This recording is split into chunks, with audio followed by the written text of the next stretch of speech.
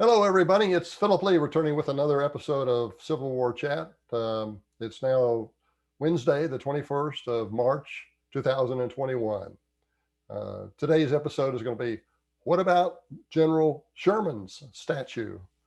Click on the subscribe button in the lower below my frame here to subscribe to my future um, YouTube videos on Civil War Chat. And so before I get into the presentation on the Sherman statue, I want to show you a picture of it. So let me pull that up.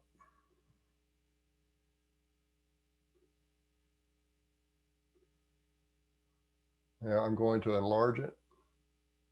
Okay, this statue of General Sherman is at the southeast corner of Central Park on 59th Street. It's a prominent location. As you can see, it's a magnificent looking statue. Um, Apparently coated in gold so that it doesn't tarnish over the years. Um, it's really quite noticeable. A number of movies that have been filmed in New York have had scenes at this location. It's right near the Plaza Hotel. So those of you that New York will, I think, appreciate that this is a prominent location. And there you have it. That's General William T. Sherman. So let me stop the sharing and pull up my notes on this presentation that I'm going to make. Perhaps New York's architecturally magnificent General William T. Sherman statue at the southeast corner of Central Park should be scrapped because he was a racist. Although Lincoln authorized Union armies to recruit blacks in 1863 after the Emancipation Proclamation, Sherman did not want them. During his May to September campaign to capture Atlanta the following year, he did not allow blacks to be combat soldiers in his army. He had a low opinion of the race and commonly referred to blacks by use of the N word.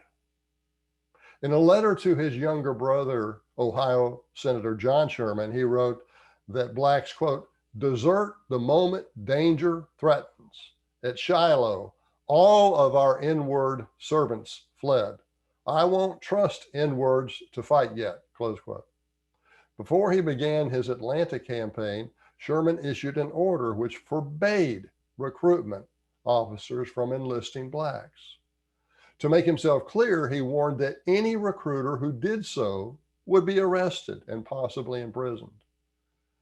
Despite criticism from superiors, Sherman refused to change his policy. In July, Lincoln reminded him via telegraph that there was a law in effect regarding black recruitment into the Union Army, and that because it was a law, all must follow it.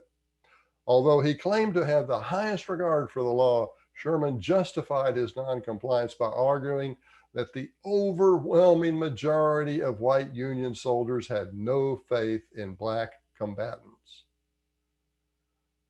When employed at all, he believed that blacks should be used as laborers, much like they were accustomed to working as slaves.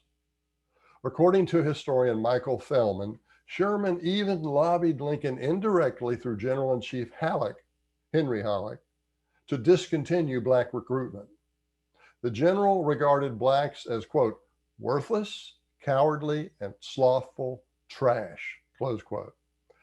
He wrote Halleck, quote, I am honest in my belief that it is not fair to our men to count Negroes as equals, close quote. Yes, a black man might be, quote, as good as a white man to stop a bullet, but a sandbag is better, close quote. In addition to the underlying racism thereby revealed, Sherman's conduct was patently insubordinate. The general responded to Lincoln's July 1864 all must follow the law telegram by replying dismissively, quote, when I have taken Atlanta, I can sit down in some peace and I will then convey by letter a fuller expression of my views, close quote. The week after claiming he was too rushed to obey Lincoln's order, Sherman reaffirmed his defiant opinion to a Massachusetts black soldier recruitment agent. He authorized the agent to share his letter, which stated that Sherman opposed such recruitment because, quote, the Negro is in a transition state and not the equal of the white man. I prefer some Negroes as pioneers, cooks, and servants, others gradually to experiment in the art of the soldier with the duties of local garrisons, and none at all with his frontline forces. When news of the correspondence spread, Sherman began to feel more pressure from above. He wrote a friend, quote, I never thought my N-word letter would get me into the press. I lay low. I like N-words well enough as N-words, but when fools and idiots try to make N-words better than ourselves, I have an opinion, close quote. In the ensuing week, Sherman remained furious about black recruitment, often referring to the dangers of enlisting, quote, N-words and vagabonds, close quote. When Atlanta fell, he wrote to Halleck, quote, I hope anything I have said or done will not be construed as unfriendly to Mr. Lincoln or to War Secretary Stanton, close quote. He professed that he never intended that his letter to the Massachusetts recruiter should be made public. After capturing Atlanta and progressing on his march to the sea, ending in Savannah, Sherman continued to be annoyed by blacks. That time, however, his objections were to the fugitives following his army. In the course of the march, an estimated 25,000 blacks of both sexes and all ages joined the various infantry columns at one time or another. Although at least three-fourths of these turned back, either from weariness or homesickness, others managed to tag along. They became a growing encumbrance as the columns approached Savannah. Beyond the Ogeechee River, the problem became acute because the land was less fruitful toward the seaboard. Sherman decided to rid himself, in one way or another, of what might prove to be a military embarrassment in the event of a clash with Confederate infantry falsely rumored to be forming on his northern flank. He was determined to do what he could to disencumber his threatened left of these, quote, useless mouths, close quotes. As the Corps commander in that sector approached Ebenezer Creek, he instructed the lagging refugee slaves to first let the soldiers construct a pontoon bridge and cross to the far side so that they might defend the blacks against a rebel force he falsely said to be lurking there. Once the soldiers crossed, however, they cut the bridge moorings, thereby abandoning hundreds of ex-slaves on the opposite bank. Many of the blacks panicked and tried to rush to the soldier shore, the shore where the soldiers were. Although some succeeded on makeshift rafts, many drowned. The rest were captured by trailing Confederate cavalrymen who returned them to their plantations. Although a subordinate corps commander was responsible, Sherman excused his actions as a justifiable military decision under the circumstances. The incident only increased criticism of Sherman. After he captured Savannah, he sought to placate his critics. Thus, he issued an order that enabled ex-slaves to settle the coastal lands from Florida to Charleston, South Carolina. Although often represented by modern historians as a racially enlightened gesture that could have changed the course of Reconstruction history, Sherman's real objective was to discourage blacks from following his army into South Carolina as he invaded that state to bring the war to a conclusion.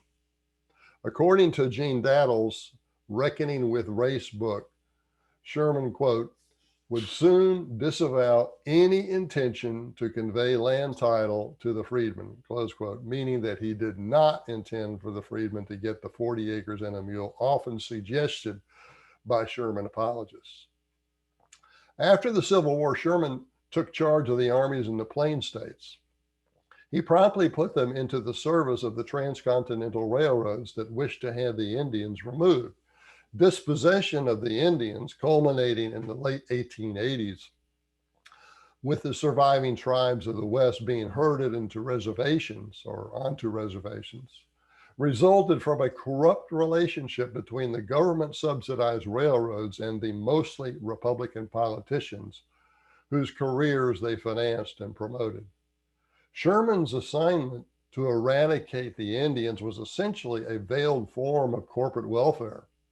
In his words, quote, We are not going to let a few thieving, ragged Indians check and stop the progress of the railroads.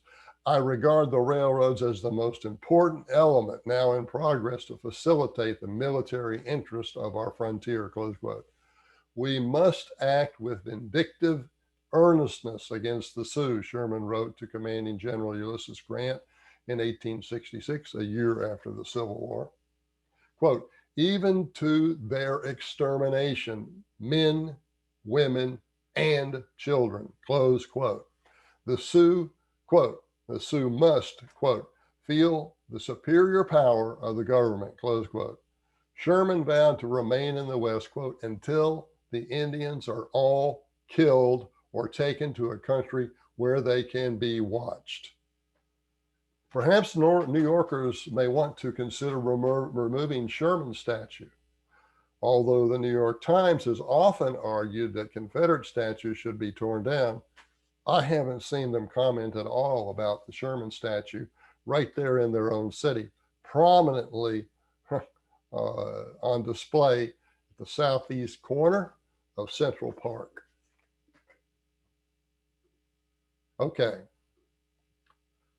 For those of you that want to learn more about this, I recommend my book, U.S. Grant's Failed Presidency. Everything that Sherman did with the Indians had the full endorsement of this man. He is responsible for the Sioux War that resulted in a 20th century Supreme Court judgment in favor of the Sioux for damages of over $100 million, which have yet to be collected because they are hoping to get more. They want the Black Hills back. This book, U.S. Grant's Failed Presidency, is available at Amazon and Barnes & Noble for $20. If you want an autographed copy from me and you want it delivered free here in the United States, it's $25. Email me, Phil, P-H-I-L _Leigh, L-E-I-G-H @me.com, and we'll arrange for shipment and payment. Okay, that's our show for today, and thanks for watching.